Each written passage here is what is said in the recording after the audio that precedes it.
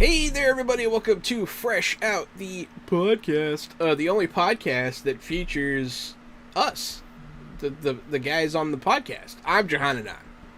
It's me, Casualty, CDG, retired child crimes detective and human trafficking detective turned tabletop titan and improv comedian. And I am the professional media and movie mastermind of the Funhouse, Drew Munhausen, and welcome to episode 65 of Fresh Out, the podcast. It's been a while, my friends, since we have recorded this way. I was gone at the festival, and then y'all recorded an episode with Zach, which, what a great move while I was gone. I don't know if it was like a slight at me or if it was just, I was trying to grapple the thought process there. We wanted you to see how badly we needed you. I appreciate that. I actually, just to be totally transparent, I haven't listened to that episode all the way through. I listened to the beginning and heard Zach, but y'all were talking Andor, and I actually haven't indulged in any of Andor yet at this point, so I have not listened to the episode. I figure I might go back and listen once I've actually started catching up on Andor. Oh, Gary's shaking his head saying don't do it. Don't do it. No, Zach was in that one. None of us could figure out how to get our internet to work without you or our microphones, so we just all had to drive and meet up in the middle. We recorded it on tin can phones from across the cars from each other so that nobody got exposed to COVID. Yeah, maybe you could just, I don't know. It's good. Don't get me wrong. The content is good. Yeah, but Zach's in it.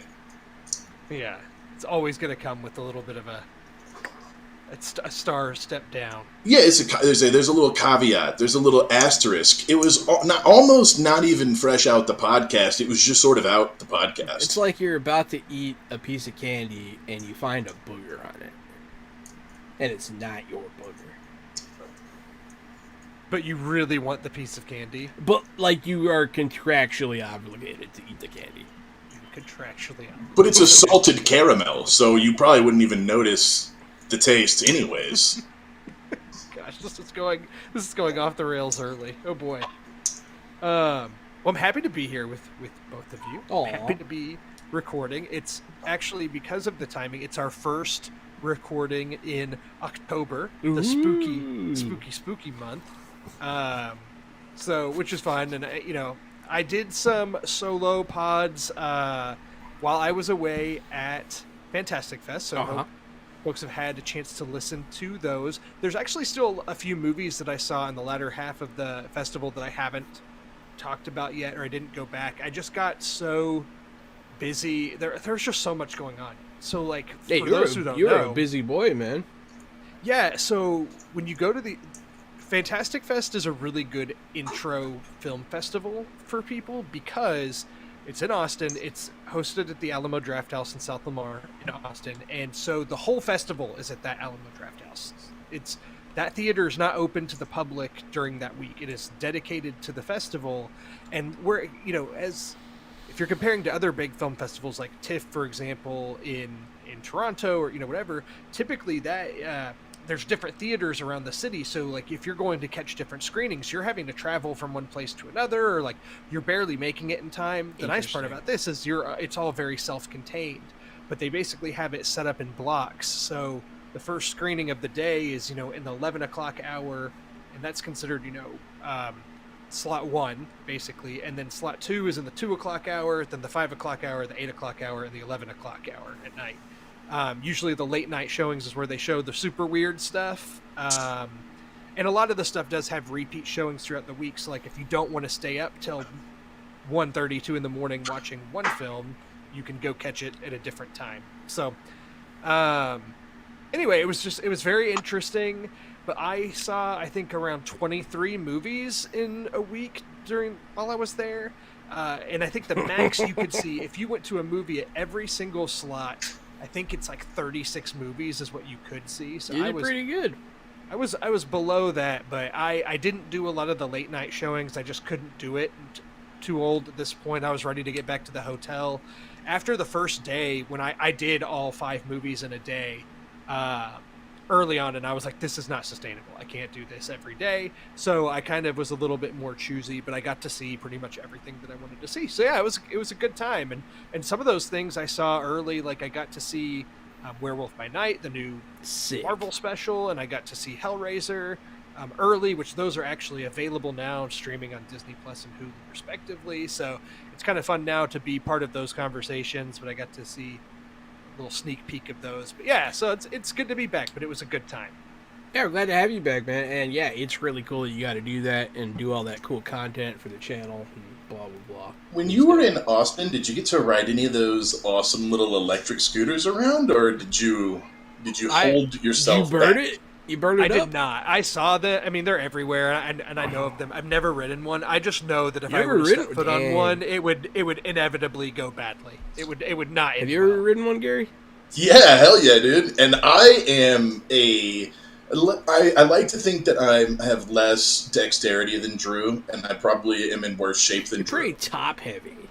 So if I could do it, I think Drew, you could do it. I didn't wipe out or die, and I'm a large man. Jenny almost ate shit one time, but she's very not athletic, so she's not very coordinated. I mean, we used to ride those all the time for PAX in San Antonio. It's very convenient there. We had San Antonio, a city that I like much more than Austin. Is that a hot take? No, I think I like San Antonio too better, but Austin's pretty dope. My brothers live in Austin, so that's cool. This was by far the most time I've spent in Austin, so I'm not going to sit here and like dog on it too hard, because I do think it's a pretty cool city in the sense of like the artistic creativity it brings and kind of being that location in Texas for, just a lot more creativity. Yeah. I like that about it, but oh my gosh, and take this with a grain of salt, because my hotel was downtown, and I pretty much was just between my hotel and the theater. Like, all those roads are just terrible, the traffic and the construction and everything, and I'm from Houston, so like it's bad here too. So, but like, oh man, the area I was in was pretty rough. So maybe it's just I wasn't in the cool areas, but I was ready to get out of there. Yeah, I mean, it's hilly. It's they have narrow streets sometimes, and the traffic actually has gotten really bad because Austin's had a population explosion in the past 5-10 years. Yeah, I'll dogpile on too. Austin's the worst city in Texas, except for Dallas, Dallas is the worst, and then Austin, and then Houston. If you live in Dallas, I'm sorry. Makes San Antonio Dallas the least worse of the 4 major Texas cities. I like San Antonio, flat out. I enjoy San Antonio. We used to go there for vacation every year when I was a kid. They have Fiesta, Texas. They have the Riverwalk. It's good times. Plus, all the other rivers are nearby. New Braunfels is like a day trip. San Marcos is right up the road. Head west over to the proper hill country where the campgrounds are at. I haven't spent a lot of time in Dallas, but I had a weird impression of it. It was a strange place. I liked where my friends were living. Like, you could walk, and you were at stuff. You were at restaurants and stores and stuff, real close. But when we got there, there was just abandoned cars all over the highway. I was like, what? It looked like people got raptured. It was weird, man. It's a weird place. And actually, speaking of a friend of the show, Zach, he actually sent me a bunch of food recommendations, places to go while I was there. And there were a few of those places I actually tried to go to, but I would get there and it was only street parking, and I couldn't park anywhere nearby, or or the area was under construction so badly. I was like, I can't do this. So I didn't get to try half those places. I did get some good food there. I actually had the best ramen that I've ever had. I'm not a big ramen guy because I feel like every time I've had it, it wasn't good. But I went to Ramen Tatsuya there in Austin, and it was super good, and it was the best ramen I've had. So I'm I'm back on board with ramen now. If you ever get a chance to go to Samurai Noodle, not sponsored by the way, but Samurai Noodle is hot fire, and Jinya's pretty good. Jinya's more commercial, but Jinya's pretty good. Samurai Noodle is fantastic. Gotta go to Ramen Ichi, man, over there off Derry Ashford in Houston, near Westheimer. That was really good. It's right next to that the grocery store, the big Chinese or Japanese Seiwa market. Okay. It's literally right next door in that same strip center. It's phenomenal. See, Drew, they will not let you take it to go. See, Drew, like, you just need to be friends with my older brother, because, like, he's a cinephile, too, and, like, he lives in Austin, and he could have sent you some good recs on food. We went to a lot of really good places. Has he ever done the Fantastic Fest experience before? I don't think so. But he was part of the Punderdome Comedy Festival in New York. Yeah. So at least he does puns and he's hilarious. Do I need to brag about my brother's accomplishments? He was on Jeopardy. My brother's a 2-time Jeopardy champion, 1 cash gab, and is a Punderdome champion. Yeah. That's awesome. My brother's a cool dude. He has a film degree. He went to UT, so he like was in Austin a lot. He recently moved back after living in New York for like 13 years. But he's a cool dude. I think you would like him. I think y'all would get along. I haven't even met him, and I already like him. He's like me, but somehow more and less of a dick. I don't know how to explain it. Yeah, I think that's a good explanation. He's probably better spoken and it comes across more pompous, and you come across more of a jackass. But both of you are actually very pleasant. Yeah, there you go. Yeah, you'd like my older brother. Yeah, whereas Thomas and I both come across as just full-on jackasses. It's okay, he doesn't listen to the podcast because he hates me. He's actually in Italy right now, I just remembered. Well, I will use this point to transition because it has been a while since we've been able to talk, so this is a perfect episode for us to catch up on all the stuff that we've been checking out here recently.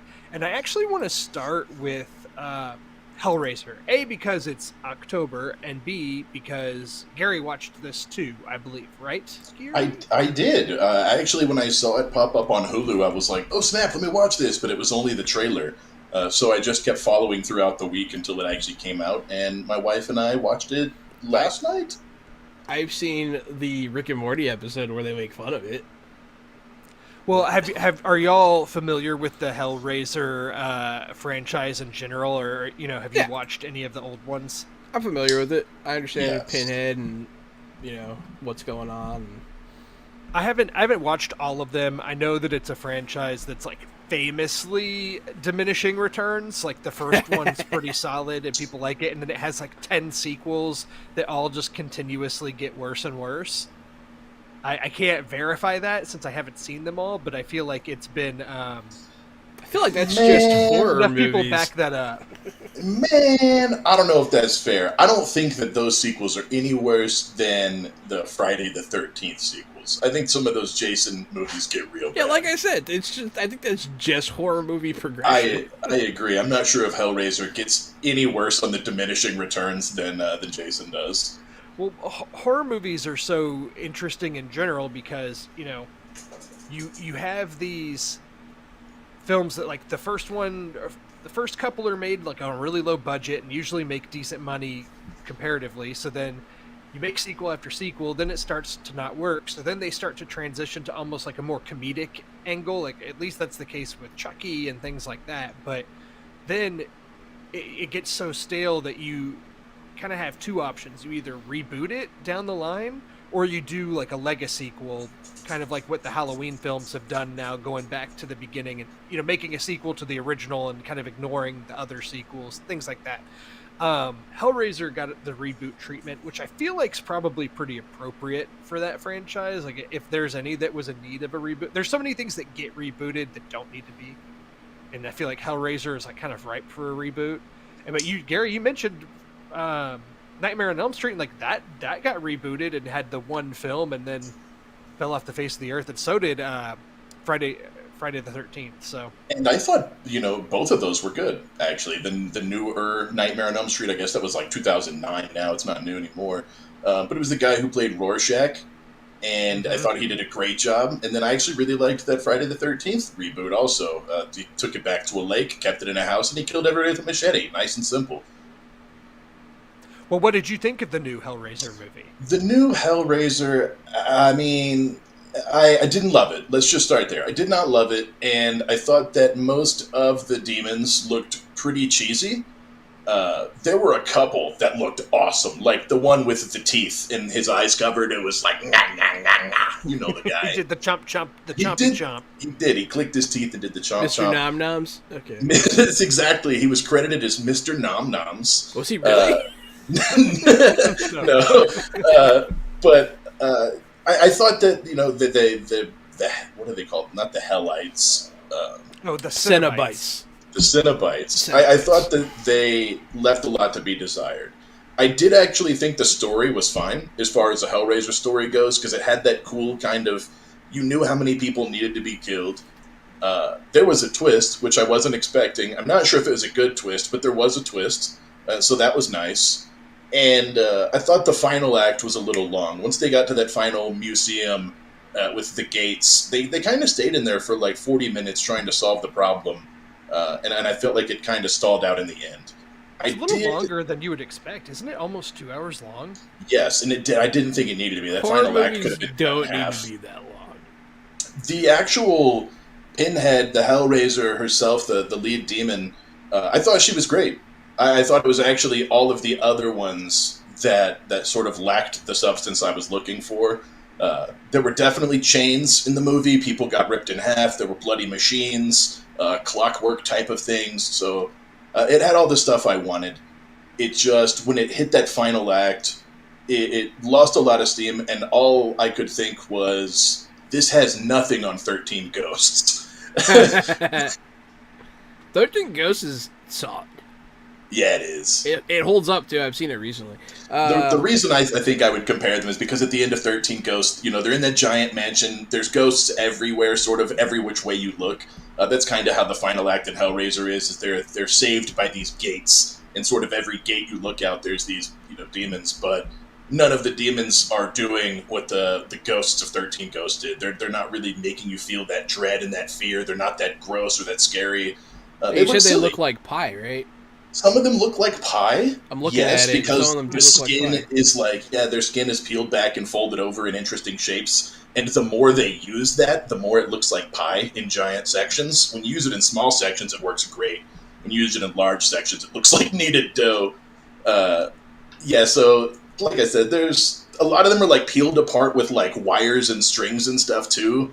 And so it kind of takes this kind of gross human element out of it and makes it look like a costume, because there are extra pieces on the person. Yeah. And so that's it. I mean, I could complain about that all day, but besides that, it was watchable. They could make more Hellraisers and keep that same Hellraiser. I would just like to see more work on the demons. Yeah, I'm right in line with you. Like, I was overall positive on it, but like it was fine. Since I reviewed it for Nerdtropolis, spoiler, I think I gave it like 3 out of 5. So like, it's fine. That's probably fair. 6 out of 10, however you want to put it. I thought it was a solid reboot. I thought, it was fun enough. I saw it with I got to see it on a theater screen, which was nice compared to Hulu, and I was in a packed house, so I feel like you kind of get that festival bump when you're seeing it there with a full crowd of people that are big fans of the franchise and such. But I mean, I still was like, yeah, it was fine. And I think that the reception coming out of the festival was positive, but I have, of course, perused like some Reddit comments and such, because I tend to do that, the discussion for it, and it was definitely a little bit more mixed. Like, a lot of people complaining that the lead character was unlikable, and they were just hoping that she would die and things. And I'm like, I get it from having seen it. The lead character wasn't great, but it also, I don't know, I thought the story was compelling, and almost because I agree, if she would have died, I wouldn't have been heartbroken, and I think that sort of lends something to the movie instead of takes away. Yes, I agree. And I'll say this, Jahan, we were talking about the skin peeling stuff. This is a spoiler for the movie. I won't say how or why it happens, but like towards the end of the movie, you get to see a new Cenobite basically being created, and the effects there of like he's a guy, the skin peeling and things had like the body morphing into it. I thought was a highlight of it. And that was like kind of the most gory. That's pretty sick. Movie guy. Yeah, it was cool. I mean, I have every intention of watching this. I need some good Halloween time stuff, but a lot of practical effects in this, which I really liked. If you're gonna do some cheesy stuff on screen, don't use CG because it's gonna look bad and age badly. The stuff Drew's talking about with the skin peeling, it's all practical effects, and it looks cheesy, but it looks good in the same breath. There's some kind of classic horror vibe to it. Yeah. And I don't know how to explain it other than when you see it, you'll be like, oh yeah, it's classic. There's a real classic shot there. Yes. Yeah, 100%. I don't know what it is with my Halloween movies, but I have like my I like to watch Over the Garden Wall, and I like to watch Hocus Pocus. Every now and again, I'll throw a Halloween Town in there. Hey, you've actually just created the perfect segue from Hellraiser to Hocus Pocus 2. You watched the sequel, correct? Yeah. We all did? Well, or tried to? Yeah.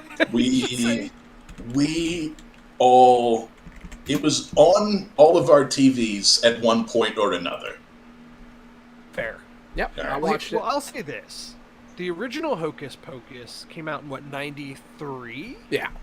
I know as a kid I saw it in theaters. It was definitely one that I would watch every year at Halloween as a kid, whether it was on Disney Channel or whatever. It's not a movie I grew up like, oh, I love it, it's the greatest movie ever, but I always liked it, and it became a Halloween staple. So it's one that I definitely have nostalgia for, but it's not one that I'm like, I'll go to bat for necessarily. Like, I understand if it has its issues or whatever, but it's just one that I kind of hold near. I definitely have nostalgia for it. I think it's fair to say that Hocus Pocus is a Halloween classic. I think that's a fair statement. I think it's a bad movie, but that doesn't mean it's not a Halloween classic. Right. I mean, and I think that's fair. I don't think it's a bad movie. I think it's just not, like, oh wow, what a great movie. It's not. No, it's like 3 out of 10 bad, but that's part of its charm. It's bad. The acting is over the top. The fucking costumes are cheesy, like witch stereotypical costumes of what you would expect a 90s straight to VHS Disney movie to make. I know it came to theaters, but it's in line with some just really absurd, like the fake stuffed cat, the really cheesy looking zombie guy. It's just low production, and it was always kind of bad. But I think that's what made it a classic. Because if they had tried to make it good, it would not have been good. It was a kid's Halloween movie, and it was bad.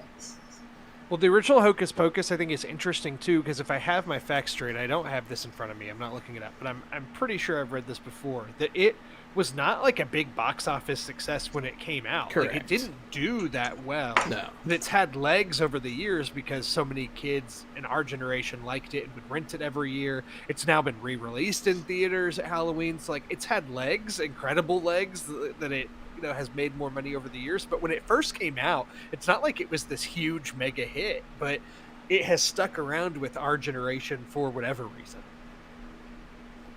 Because it's good. So, yeah. But that being said, I was not one of the people clamoring that we needed a sequel, whatever. I mean, if they were going to do one, they needed to bring back Bette Midler and the original actresses. I was excited for the idea of it a while ago. I was less excited for it when it actually finally happened. But, I mean, I was like, hey, I'll watch it straight to Disney Plus. Hell yeah. Yep, and it's here. And so now, here we are, Hocus Pocus 2. And I thought this was pretty bad, actually. See, everything that Gary said about the original, I would translate to this. This, like how he feels about the first one is how I feel about it. It is hokey. It's not, the acting's terrible. It's not the best. But, I mean, it has something to it. It's a good movie to watch with your kids, I would say. I paused the movie when it happened. Bette Midler and Sarah Jessica Parker and Kathy Najimy do not appear on the screen in the movie until I think the 27 or 28 minute mark.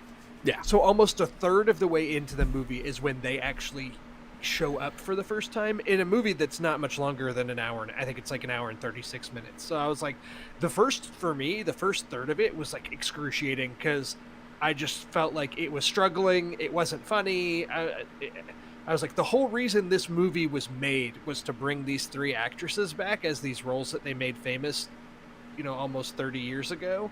And it takes half an hour to even get there. I was like, oh, come on. And it really could have been, a 20-minute, 40-minute short of just the witches doing whatever they're going to do. And Disney could just release, like, Hocus Pocus shorts. They don't need a whole movie. They didn't need the tertiary characters that were supposed to be the primary characters. They were very uninteresting. Their stories were terrible. And Hocus Pocus 2 is top tier dog shit. It's not the best. It was the karaoke scenes that got me. As bad as Hocus Pocus is, once you start having like kids bop versions of karaoke songs shoved into your movie, I'm totally out. Yeah, the singing was annoying. In the first one, it was more organic. Like you could kind of tell that Winifred like realized like that this was a thing. She had heard a song earlier and she improvises. But in this, like they have all this modern knowledge all of a sudden. They're doing a lot of like they were acting very out of character. I thought it was weird. The stuff with them as kids was pretty unnecessary, especially considering they used that to introduce. That stuff was awful. Yeah, so bad.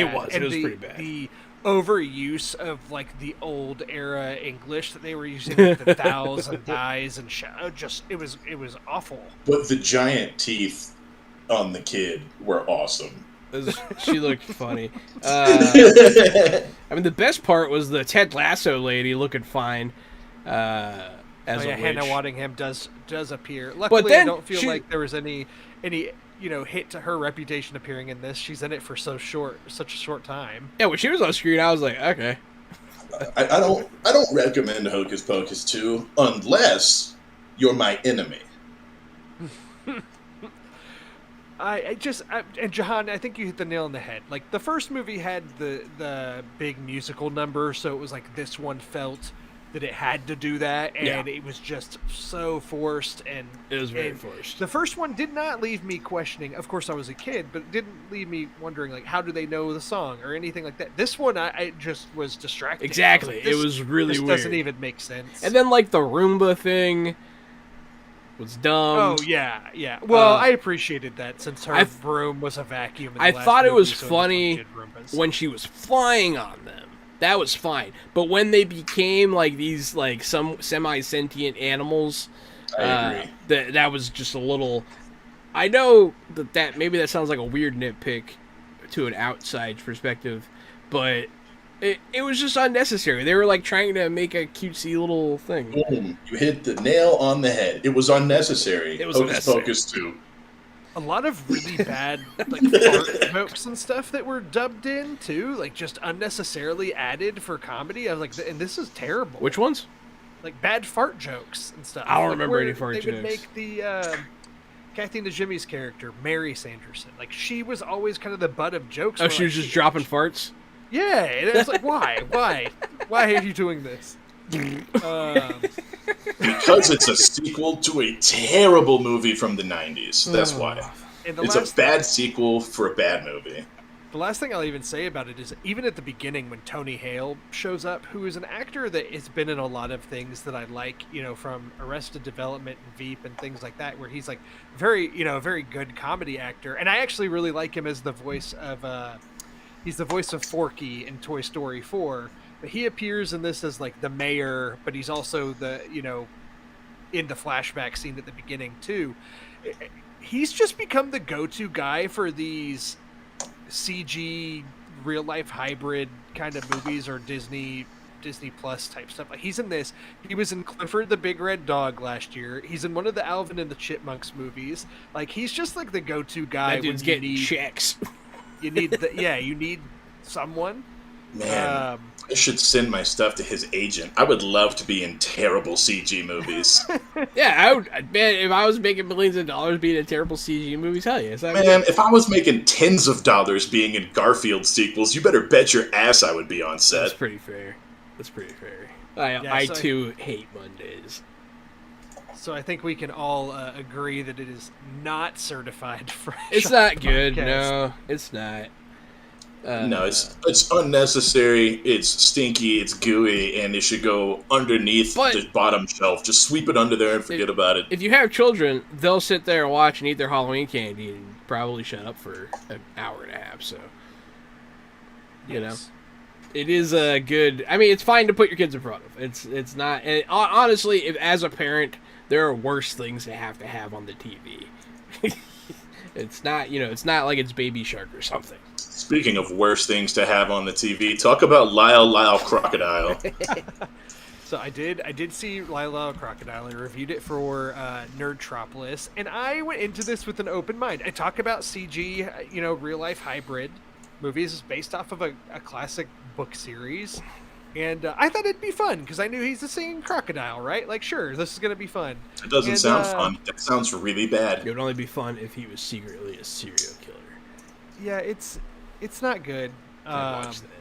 Unfortunately, so the whole premise is Javier Bardem is in this movie, and he's actually really good in it because he's just going all out. Like, he knows he's in a kid's family movie, and he's just being over the top. And I appreciate that he knew what kind of movie he was in, and it's just not what you usually see from him, being like a showman. Because that's what he is. He's a performer, and he finds Lyle and raises him. But then has to leave to go try and cobble together money by performing. So he leaves Lyle at this house. A new family moves in, and all of a sudden they've discovered they have a singing crocodile living in their attic. And the thing that's weird about this, so Shawn Mendes, famous singer, voices Lyle, but Lyle cannot speak. He only sings. Get the fuck out of here. I don't know why. This sounds awful. He can't speak. Only sings. It's because crocodiles don't have lips, Drew. I mean, sure. Let's go with that. So like Shawn Mendes as a singer turned actor, like doesn't actually have to do any voice acting in the proper sense. He only sings, so he gets an easy job. But I mean, the whole thing's just kind of cobbled together. There's some musical numbers, and those are fun. But like, if the movie just devoted itself to being a fun musical, it would be something entertaining. But it doesn't. They're few and far between. The movie barely makes any sense. It just wasn't good. And I always feel weird going hard on a children's movie like this because it's just that. It's a kid's movie. Like, I was in the press screening I went to. There were kids that were allowed in, and like they were having a good time. So, I'm the old curmudgeon that's sitting at the bottom like, this is garbage, while all these kids are around me having a good time. Look, man, some kids' movies are good, Yeah, and some are terrible. Phenomenal. And I appreciate that you can tell us when some are bad. Yeah. Yeah, some are great. It's just, I don't think Lyle Crocodile is even good on paper. Maybe Shawn Mendes is like some sort of like idiot that can't like talk or something. It can only sing. Maybe it's Shawn Mendes that can only sing, and they had to adapt.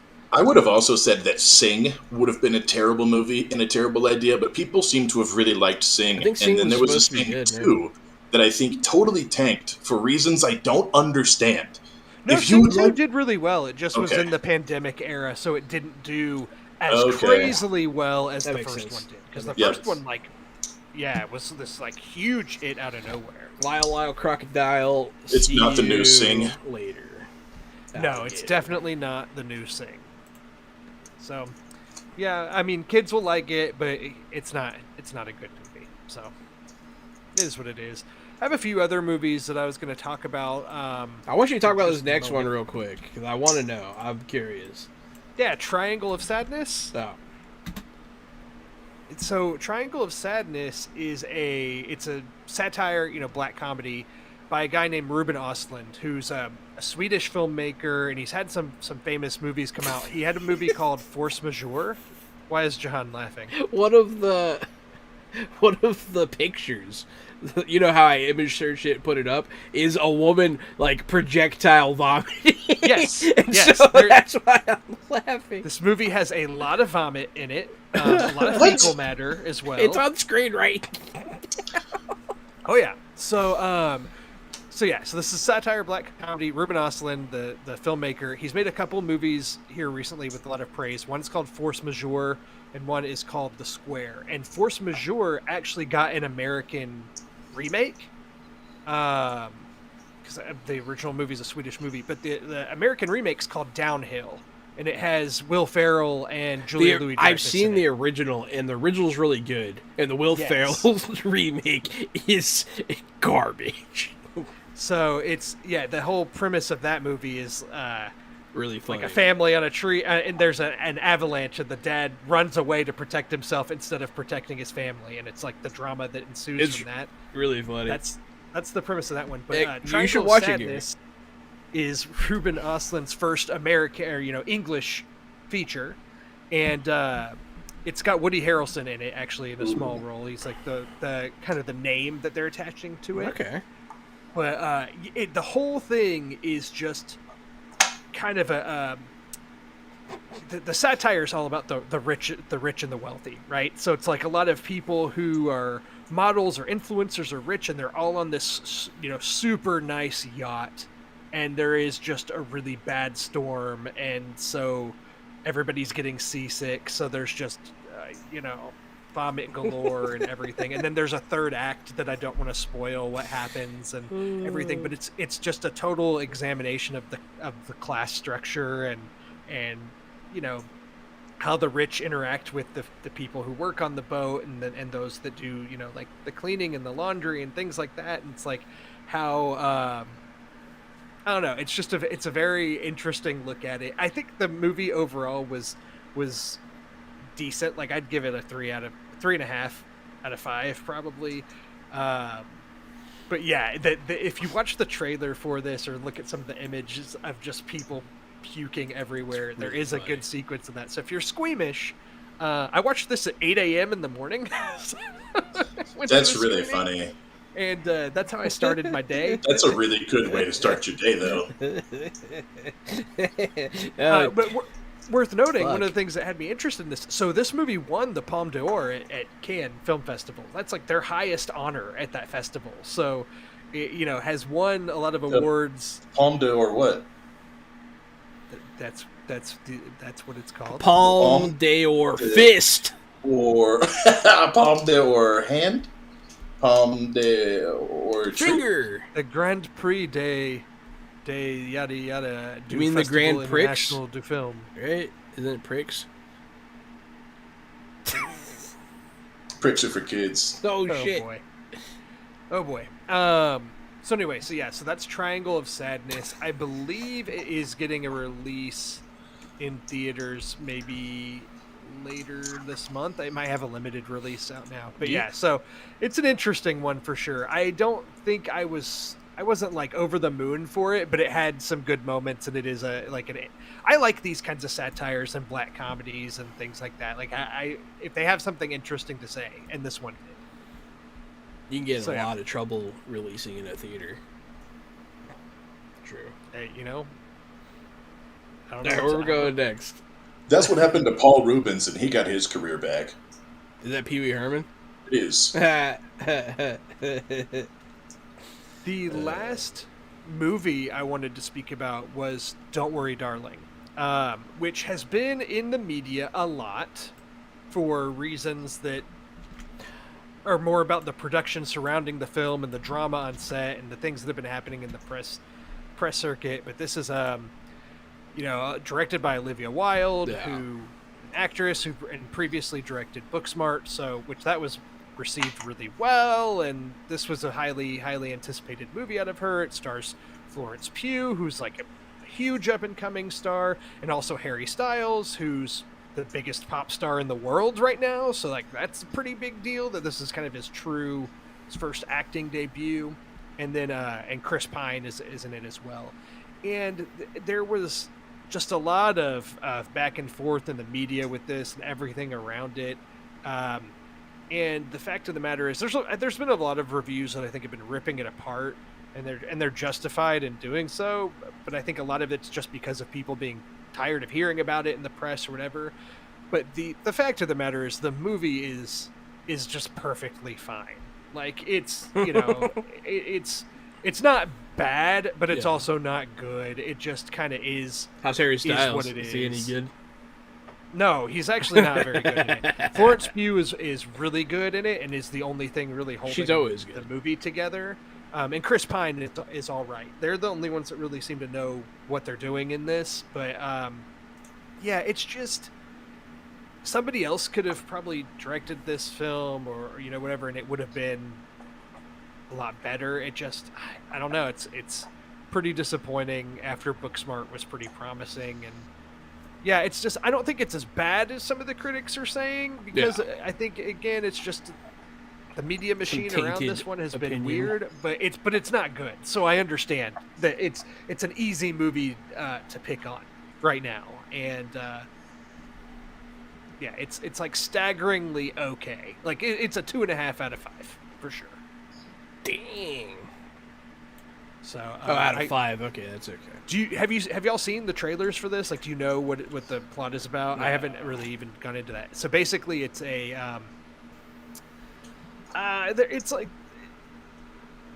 like a 1950s, 60s, scenario where they all live in these little like perfect homes, and the men all go off to work during the day, and the wives stay home and they clean the house and they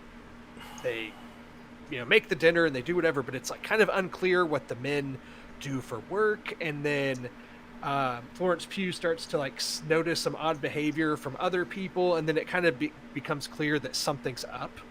That not all is as it seems in this little town, and it has a very kind of Stepford Wives feel to it and such. So there's like a mystery at hand as far as like, where are they? What do their husbands do? And Chris Pine is like the mastermind behind it all. Like, he's the boss of it all. And so see, that actually sounds really cool.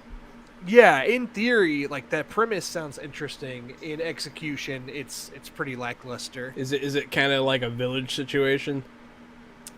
I mean, do you want me to spoil? I'll spoil not. it for you. It sounds like that's what's going on, but you don't have to spoil it. I mean, okay, I won't spoil it now. But yeah, so that's Don't Worry, Darling. Just an incredibly mediocre film, but not necessarily the worst thing ever, which is what you would think based on kind of how it's been represented in the media recently. The only movie of note that I have seen recently is on Peacock, and it's called Brian and Charles. I thought it was going to be a TV series when I first saw the trailer for it. I turned it on, and the episode just didn't end, and then about an hour and 40 minutes later, I was like, oh, this is a movie. I was just totally invested in it. It's a really quirky, strange British comedy, low budget, and it's an inventor who makes terrible inventions that just fall apart or they don't work, and then he moves on and makes another terrible invention, and another, and that's just how he gets by. Well, he ends up making a mannequin/washing machine robot AI that like fully understands everything and wants to be a real person. And this is just this story of this guy and his weird washing machine robot in their small town in England. And, there's like a local town bully who wants to get his hands on the robot. The robot watches TV and he sees things that he wants to go outside and do. So I think it's totally watchable if you like British comedy, if you like kind of strange, quirky comedy for sure. This isn't some huge box office Hollywood comedy. This is a really a lot of quiet, awkward moments and strange shots and a real cheeky robot talking smack back to his quirky human dad. I definitely recommend Brian and Charles on Peacock. It's on Peacock, okay. I've been wanting to check out Peacock here recently. I feel like it's the least talked about of the streamers, of the big streamers. Man, I think people are sleeping on Peacock. I think it's coming around. Well, they just added Beast, the new Idris Elba horror movie with the lion, and I haven't watched that one yet, and it's on there, so I might be checking out Peacock. Peacock has a WWE section too, and all of the pay-per-views come on Peacock live, so you don't have to pay to see them. They're free on Peacock the day they're on. So right now, Extreme Rules is actually on tonight. Yes, that's what I was going to say. Catch the end of it. Probably. Extreme Rules is the best one. Extreme Rules is on tonight. It started, 2 hours ago, and I've got Peacock, so I'll go watch it right after this, and I'm going to enjoy every second of it.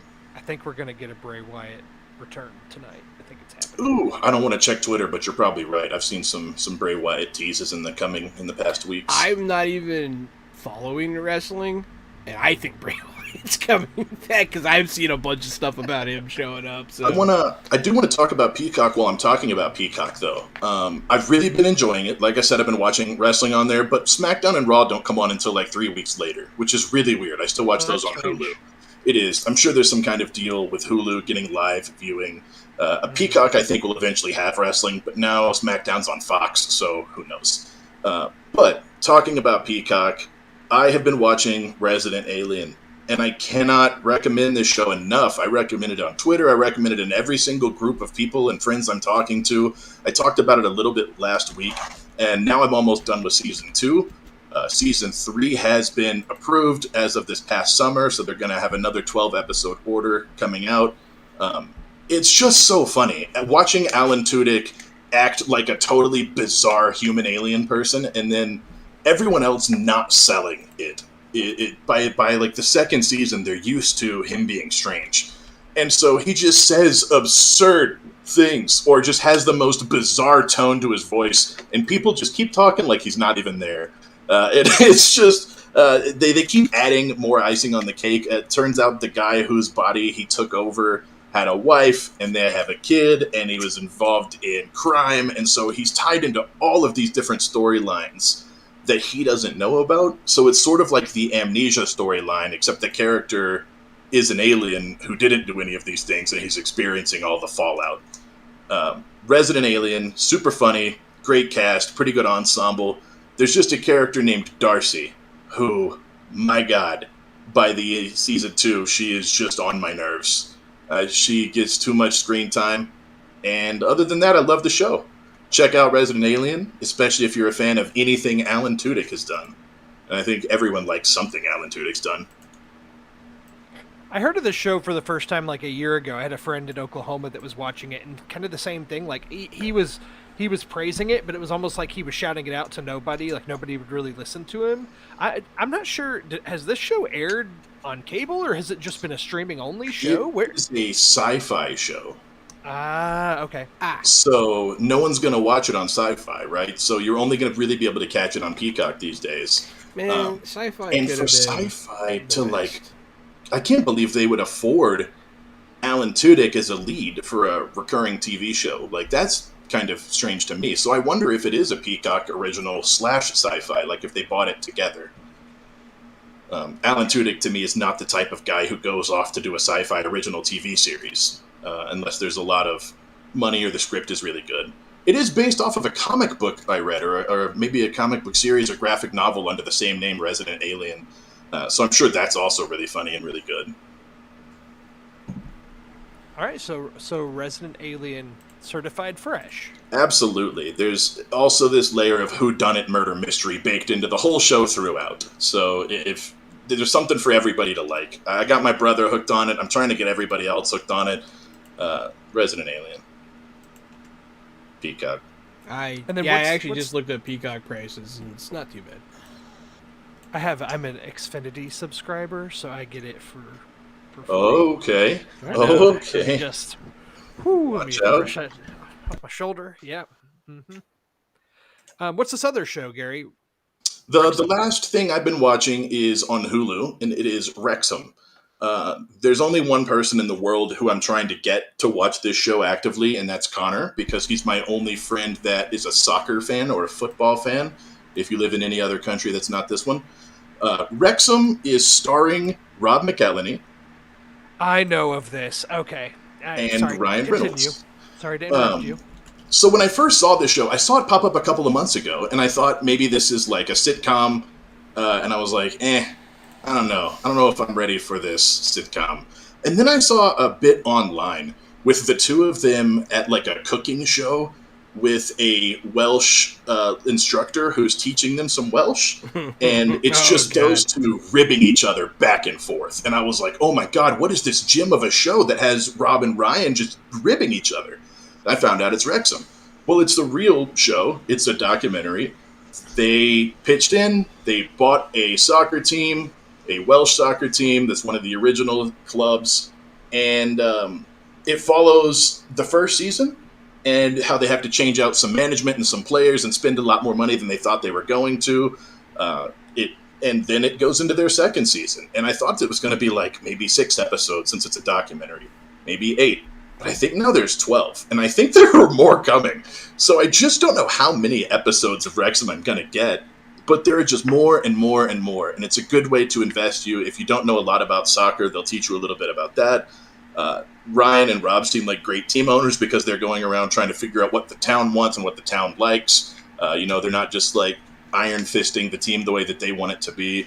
They're great guys. You don't want to iron fist your soccer team. You don't want to fist anybody with an iron fist, really. No. Especially not the Welsh. I think that Wrexham is, in the age of Ted Lasso, it's really kind of another fun perspective to like, what if two American celebrities bought a soccer team, but instead of a show, it's a doc. It's like they did do it, and they are trying to bring positive vibes and make the city a better place and make the town better and help people. And it's kind of a feel good documentary show. I recommend Wrexham, but I also like Ryan Reynolds, and I always have. And I like Rob McElhenney, and I always have. So maybe I'm biased, but I don't care much about soccer, and I very much like Welcome to Wrexham. And that's on Hulu. Okay. Yeah, I'm kind of interested in this, but it's like I've seen it, but you're the first person I know that's actually taken the time to sit and watch it. So the first few episodes are mostly just Zoom calls between Rob and Ryan and the team owners and stuff. They're trying to set it up. They're trying to get approved from the league to even buy the team. Then they have to meet with the prospects to make sure that, the people in the town even like them or want them to own the team. So it's just like Zoom calls and Zoom calls and Zoom calls, which to me is super interesting because I'm watching them buy a team. But I could see other people just being like, holy crap, this show is boring and it's not funny and it's not going anywhere. But if you want to see the ownership side of a team, this is all about that. And the soccer leagues in England, which I didn't know about this, and in the UK, you lose. If you're at the bottom of your league, you go down a league. And the team that's at the top of that league comes up. So a AAA baseball team could be a pro team, and the Yankees could lose their way down to a AAA league. And so they bought this old classic team that's sort of at the bottom, and they're trying to push this team up the rungs, and they're almost stuck in player hell, where you either have to pay for the most expensive people who are at the prime of their career or injured or aging, or you have to hope you have some great rookies who are willing to keep small paychecks to stay with you.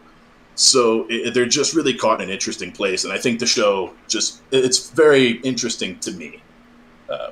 And I recommend Welcome to Wrexham. Very cool. Nice. Well, Jahan, I was looking at your list because I feel like I'm sorry. I feel like we haven't called on you in a hot minute. I've mostly watched like the stuff we all watch. So Well, I'm going to propose this live on the air, but how about we'll table the Rings of Power discussion, A, because I'm not caught up. You're not caught B, up, okay. The finale, I believe, airs on Friday of this upcoming week. So we'll see it before we record again. So next weekend, we can do kind of a full retrospective That's on fine. Rings of Power. That way I as a can whole. really dig into it with both talk fists. Talk about one other show really quick. One that I jumped into, and that's Euphoria. Have either of y'all watched Euphoria? Just curious. Nope. Euphoria is on HBO, right? Yes. I have not watched it. I've seen the splash. It looks okay. It looks intriguing. I don't necessarily recommend it for you in particular, Gary. Okay. And I'll explain why. So I've been interested in watching Euphoria for a while just because two things. One, it's I think at the end of the second season, it's become the second most watched show in HBO history behind Game of Thrones. So this show is immensely popular, especially with younger folks, like high school college age kids, like very, very, very popular. And because of that, a lot of the stars of this show are kind of like all the new hot commodities, like are all super high rising stock essentially in the entertainment world. Obviously Zendaya is the lead of the show, she's one of the most famous people alive right now, as far as especially to that young demographic. Yeah, she's pretty big. And a lot of the other people in this show, like Jacob Elordi and Sydney Sweeney and even Hunter Schafer is in the show, and she just got cast in the new Hunger Games prequel. Sydney Sweeney was in The White Lotus, but has also been cast in the Madam Web movie that Sony is making in their Spider-Man universe. So, all these folks are getting work now and have high rising stock. So I wanted to jump into it, and it's basically the general premise is like Zendaya plays a drug addict, a high school drug addict who's been to rehab and is recovering and dealing with those things. And it's all high school kids balancing like love, addiction, drug abuse, toxic relationships, social media, mental illness, like sobriety. High school, It's- Sounds like Degrassi with a better budget. Yes, and at first, as I was watching the show, I was kind of like, I can't believe that this exists, like that it's showing high school kids doing the things that they're doing in the show. Granted, all the people playing high school kids in the show are a little bit older, you know, they're not actually underage, but like, I don't know, just the things you see in the show, I was like, what? And when you first start watching it, I feel like it kind of glorifies drug use in a way when you're first watching it. Like, I'm sitting there watching knowing that my 15-year-old niece watches this show, and I'm watching it horrified. Like, I would never let my children watch this show. That's how I felt watching it, as like the old man with the broom shaking it. That's funny. So that being said, I wanted to check out the show just from that standpoint, and I've watched there's 2 seasons. I watched the first season. I completed the first season, and I watched also they had 2 specials that aired during the COVID era. I watched those as well, so I just haven't seen the newest season that aired earlier this year, and I am going to catch up on it. It's actually a really good show. I mean, it's good. I understand the hype behind it. It does, I think, go into a lot of issues that you don't normally see on screen, especially with high school kids. But Gary, I just worry for you, like with your former employment and what you did, and like I don't know if it would be triggering at all seeing like these kids doing all these drugs and things. Yeah, I probably don't need to watch any kids overdose or get sexually molested. I could probably go without that. And generally, when you're talking about the problems in America and the things that plague high school aged kids here, that's your guess. Those are things that happen here. Those are very real problems in our country. Yep, those are good guesses. And I would also be willing to bet there's more than one suicide that happens throughout the tenure of this show. Can't be as bad as 10 Reasons Why. When you're watching this show, knowing that this is what all of our youth are watching, like, it's kind of horrifying. Like, oh my gosh. I mean, Jesus, when I was exactly what I was going to say. What did we watch growing up? First off, everyone in my school was having sex and doing drugs. Like, I lived this. Like, I wasn't one of the kids doing any of that stuff, but like, it was everywhere. I know that it was happening. I was super naive to all of it. I wasn't one of the kids doing that stuff until high school, Gary. There you go. I saw you looking at me, but I'm talking about like in middle school. Like, kids were doing drugs and having sex, and it was crazy. I remember kids bringing vodka in water bottles to middle school. I remember a kid gave me, I was like, I want some of that fruit punch, and he gave it to me, and it was Everclear, and I drank too much without realizing it because I was thirsty, and then I was intoxicated for a class against my will, so that was cool. And then, kids were soaking tampons in alcohol and putting them in their butts at my school. Kids were slinging pills like left and right all through high school. We were warned via intercom of a chlamydia outbreak. Like, you know what I mean? Like, it's real. But also, like, the stuff I was watching, man, we were watching messed up videos on YouTube, stuff you would download off of LimeWire and stuff, and it was I'm thinking this is HBO, and this is, Drew's talking about 15-year-olds. So you're talking about high school age. I was watching Sopranos, Band of Brothers, and, a bunch of other horrible stuff with prostitutes getting shot and murdered and things like that. I saw videos of people actually dying. So I don't know if this is any worse than what we were watching at that age, but I get when you have a 15-year-old niece, it feels a little close to home. We're trying to assure HBO. This is True Blue HBO show too, right? Where HBO's always been the one to push the limits and show the things that other stations weren't. So this is like right in line with their brand. HBO. It's going to get a season 3. The show's going to continue for, I'm sure, the foreseeable future. They're going to want to keep it going as long as they can. But so I jumped into it to see what it's all about, and it is good. But man, it's horrifying in a weird way. Yeah, so that was me trying to make you feel better about your niece watching it. She'll be fine. I do appreciate that. She's got her shit together. I mean, I also have my niece and my cousin's about your niece's age, and then my niece is about your daughter's age. So, like, I feel you. I understand. I do want to say this. I see Jahan on your list. You have She-Hulk, and I think, are we all caught up on She-Hulk? Gary doesn't watch it. Oh, Gary, you quit She-Hulk. Gary opted fair enough. for She-Hulk. It's one that we can also we can tackle next week, Han, with Rings of Power, because I believe both of those have their finales, so we can kind of talk about those in a little more detail. I do like She-Hulk. I was behind, but I'm caught up now. But I will say I have beef with the show. I've gone on the record here as to discuss how I dug into The Sopranos and have been watching it, and had gone through the first 2 seasons, and I just started the 3rd season here recently after taking a little break. And you got spoiled on The Sopranos by She-Hulk. Boy, She-Hulk dropped massive. It's Sopranos been like 10 years. Well, that's the thing. Like, I feel like I can't get mad at the show because it's like literally a 20-year-old show that they're spoiling. So I feel like, statute of limitations, we're beyond it. But like, I'm just like, what are the chances that I finally decide to sit down and watch the show, and She-Hulk, of all things, is going to drop major Sopranos spoilers in the middle of the 4th episode? I think that's hilarious. Oh, yeah. I think it's something at my expense. Of course you do. It's really funny. But I was wrong in that yeah. episode. I was mad that it was getting spoiled for me. Yeah, but think about the reality of it, right? Everyone's watching. Everybody's watching She-Hulk, sitting around across the country. All these people are sitting there watching She-Hulk, right? And they're like, Sopranos spoilers. It's like, all right, whatever. And then they're like, you flash over to Drew's like, oh, come on! Like, that's really funny, man. Exactly what happened. It's really funny.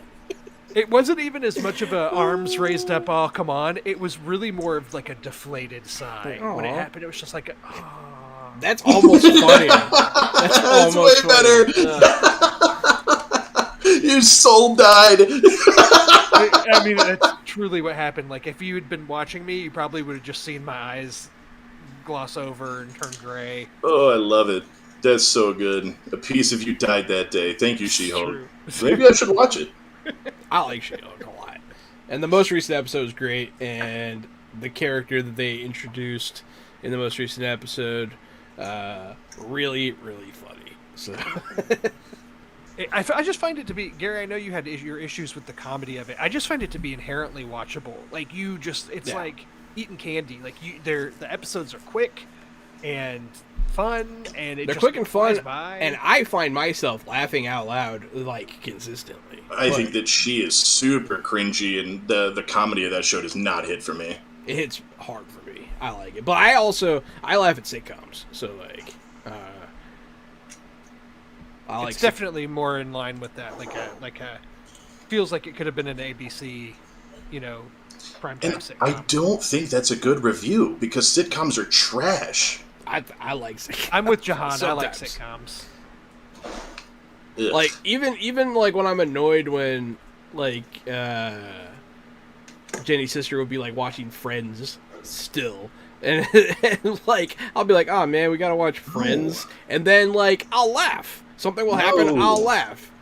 Chandler will, he'll do the stupid Chandler face. I'll be like, ha.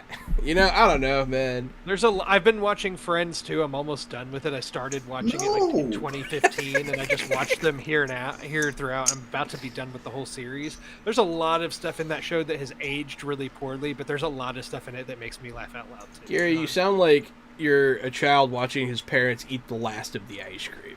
That's what you sound like right now. This is so like, I grew up the same era you guys did. I've seen Full House. It was bad when I was a kid. Fuller House is still bad now. And going back and watching sucked. Full House is bad. And the Friends is bad. And sitcoms are bad. Cheers is almost not bad because of Woody Harrelson. But that's about it. Sitcoms are just the worst. Like Home Improvement was awful.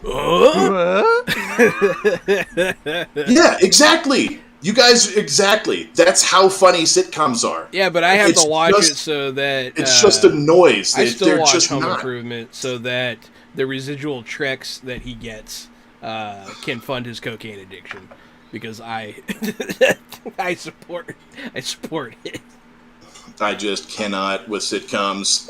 I didn't hate How I Met Your Mother. I really didn't hate it. But that's I don't like How I Met Your Mother. And like it's not good, but I don't hate it. That one to me is the way that I guess you guys are explaining how She-Hulk is like watchable and like the quick episodes kind of like candy. To me, there were always Barney's Neil Patrick Harris's one-liners were just a reason to watch. He is funny, and his one-liners Marshall. are funny, but Barney's literally like a sexual assaulter. So Yeah, didn't age well.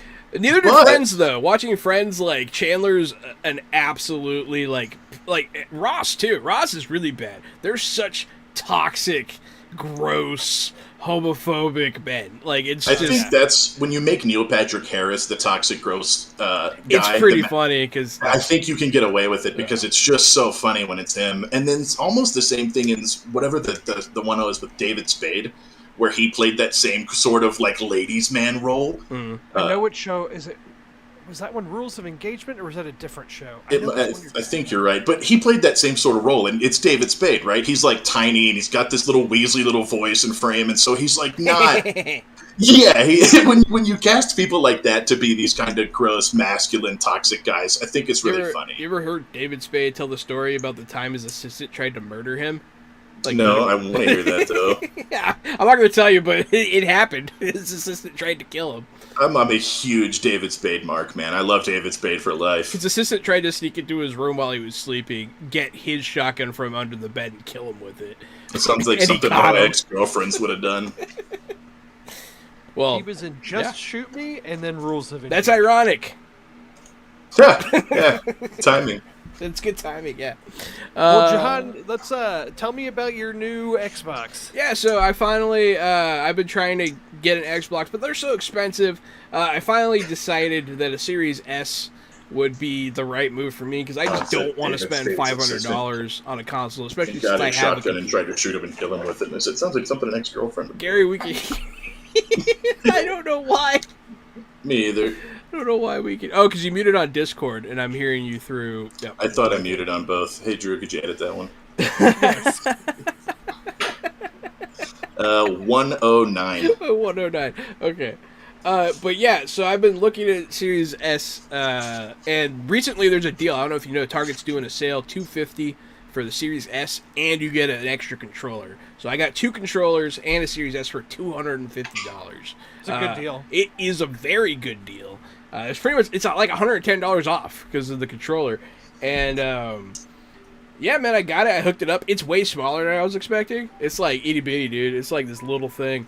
And it is pretty cool. I finally got to play Battlefield, the next gen version, because I was playing the other version, and it was like they take off like half the map, and like it's all glitchy and shitty. And I was complaining to Gary, I was like, I can't believe they actually sold that game to Xbox One people, because it is a half-ass game, and the full version is badass. It's dope. I can't believe like there are elements in the maps that move that didn't in the other version, all this kinds of stuff. But I'm glad I have one. I'm finally in the club with you two people. I have the next-gen console, and I don't regret it. It's pretty dope. I really am eager for like the next-gen console exclusive stuff. And I think right now, Deathloop on Game Pass is only available, I think, on next-gen. I think Assassin's Creed Odyssey as well is one. And then there's a lot of games, like I said, that are optimized for the Series S, which is really cool. I think we're getting there, though. I think it's coming soon. Is a lot of these games that are going to be... Is the new Gotham Knights game... The new Gotham Knights game is part of the reason why I was so motivated to do this. Because it's coming out soon, and it is only next-gen. I could have played it on my PC, but it does not have cross-plat, which is really annoying. But I got the Xbox. I'm gonna play the crap out of that game with Gary, for sure. And it's gonna be dope. Pretty excited for that. And I might get Midnight Suns on it too when it comes out. So cool. And then I did see you had noted here Overwatch 2, which I know that's been it's been an interesting hot experience topic for some people. Have you played it yet, Drew? No, I'm not an Overwatch person. I'm not really either. Gary likes it a lot more than I do, but like, so the second one, there's a lot of issues, man. There's a lot of issues. It worked fine when I played, but I played it like 2 or 3 days later after it came out. First couple days, couldn't get on. There's an issue with Xbox specifically where, like, so all your Overwatch 1 skins and emblems and everything you unlock, which isn't such a big deal for me. I had some, but they're all gone. Like, you don't have them, you don't have access to them on the Xbox version for some reason. But my younger brother, who was playing, I think, on his computer, had all of his. And so, that was weird. And annoying. I hope they fix it. But yeah, man, they got rid of the original game, was one of Gary's complaints. Like, you can't play Overwatch 1. It's gone.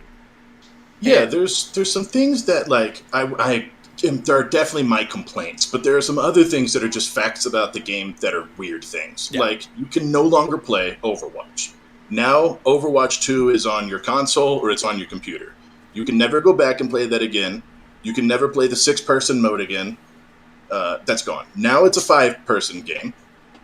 There are no new maps in Overwatch 2. Not one single new map in the entire game. They're all from the original Overwatch. And then there are only 3 new characters of the entire, like, 20. So and half of them are locked for me, even though I had them in the other game. So those things aren't complaints. Those are just matter-of-fact, strange decisions that the game made designing this game. So it really just seems like they transitioned Overwatch to being a free-to-play live service game. Yes. And in that transition have dubbed it Overwatch 2. Yes. That is correct. Because it is the exact same game. There's no difference really at all. The thing that blew my mind, because I saw this, was that the, like on Xbox, the achievement list...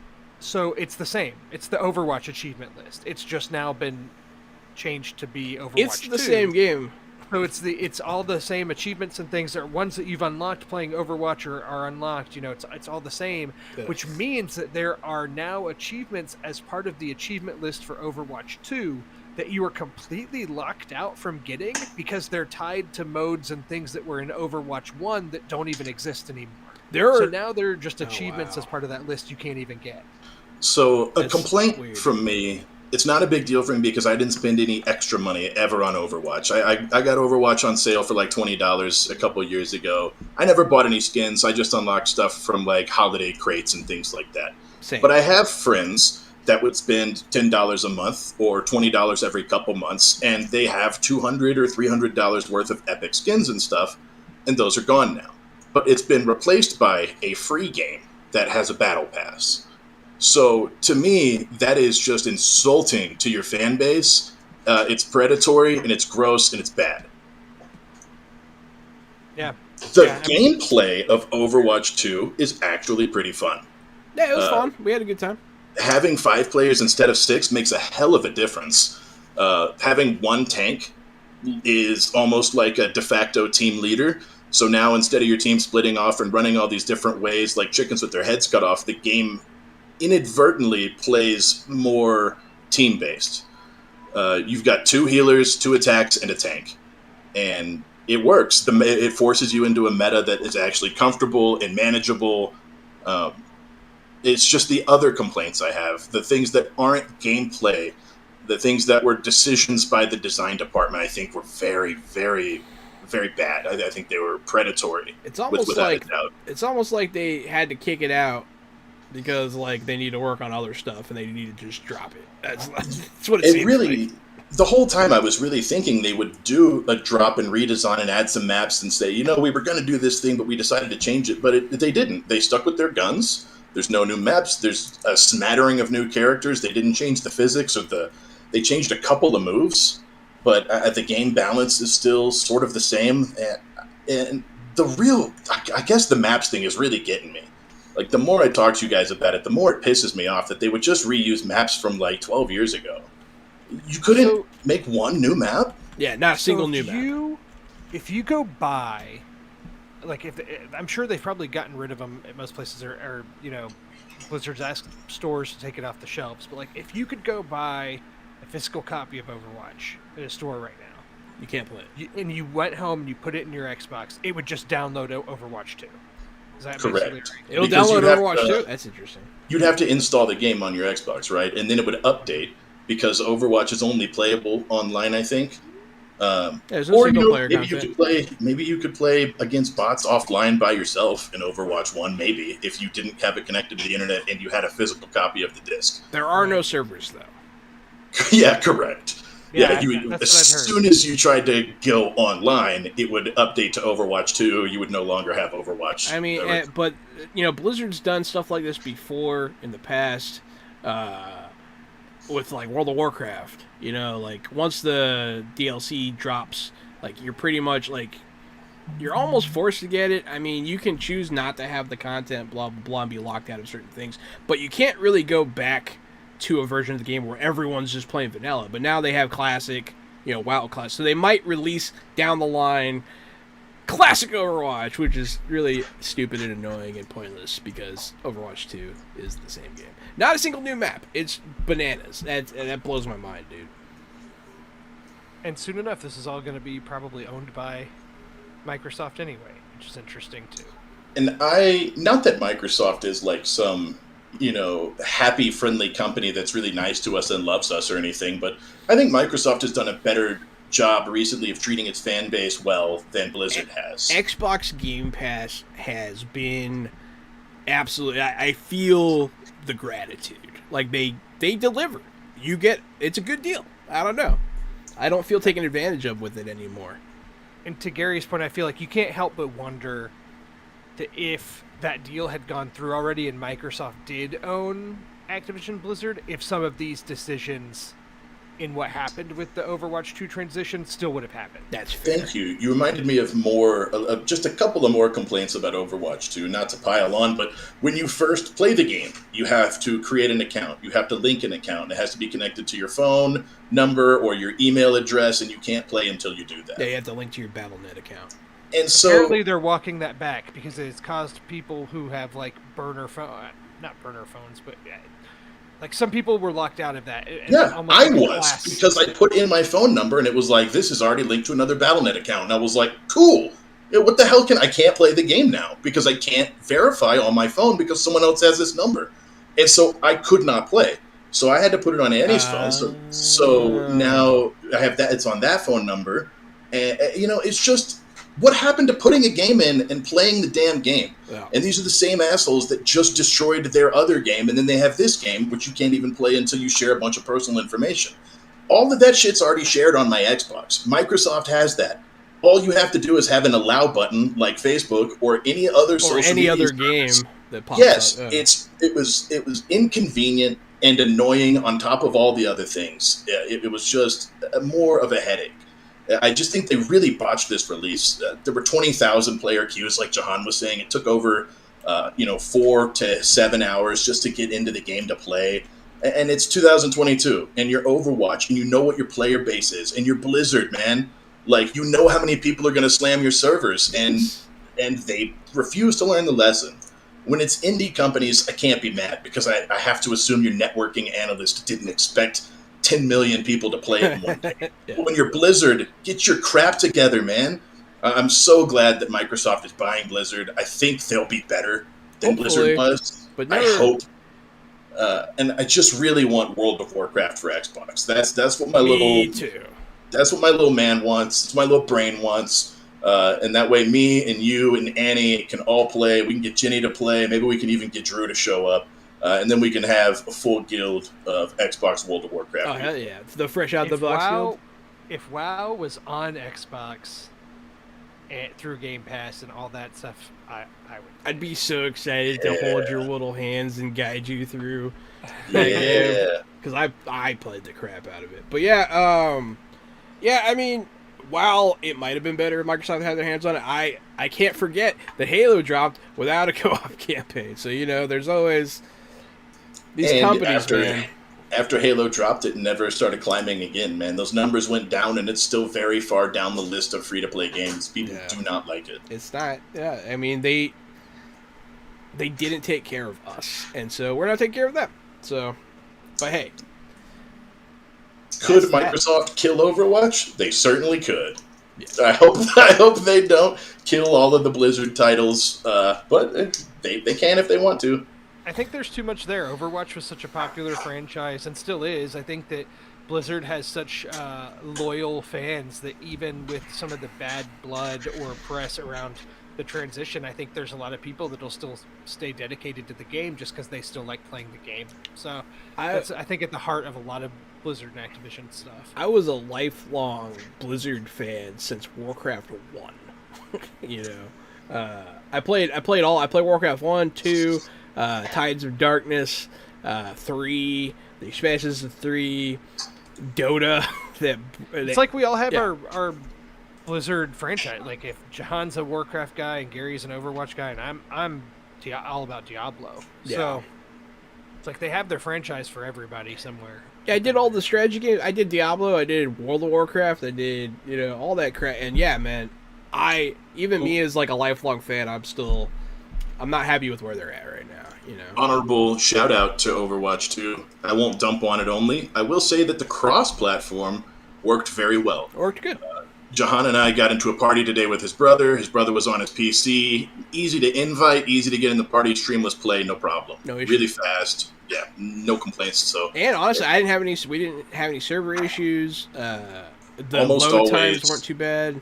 With these cross-platform games, you have server issues or party issues. You can play 2 or 3 games together, and then you have to exit out and get back in. And usually it's just a matter of how fast your computer or Xbox is to how annoying it is. If you have a fast system, it's not that annoying, but you still have to quit and come back. Not in Overwatch 2. It just cruised through, no problem, fast, easy, fluid, no lag. So there was smooth. Yeah, gotta give credit where credit's due. Credit where credit's due, and it's free. So, I'm not saying don't play it, by any means, but I just had my issues, Hopefully we can move on from that.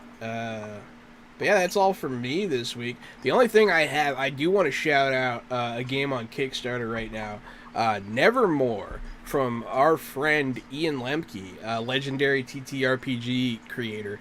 Fully funded on Kickstarter already, so jump in if you want to get good pricing and access to, special add-ons and free content.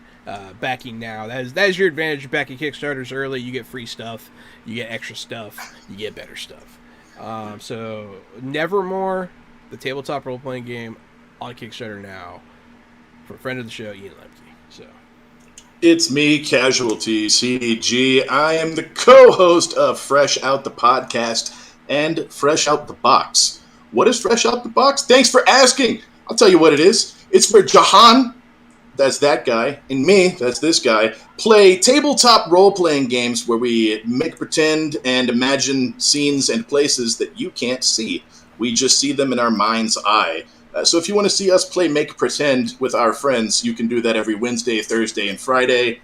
Right now we're playing superhero games, we're playing fantasy games, and every Friday in October we're doing a vampire game. So check us out, Fresh Out the Box, on Twitch, Facebook, and also we have Twitters. Thank you for being here. Love you. Bye. I forgot. I'm Johanan. I didn't say that part. Me too. And I am Drew Munhausen, at Drew Munhausen on Twitter, and thank you so much for listening to episode 65 of Fresh Out the Podcast. I do recommend, if you can go back and listen to any of my interviews and such that I did coming out of Fantastic Fest, please go and listen to them. Some people were nice enough to sit down with me and talk about their films that they had made and such, and it was really exciting. So I just would really appreciate you going and taking a listen to that. Otherwise, that's it. Thanks for listening, everybody. Stay fresh.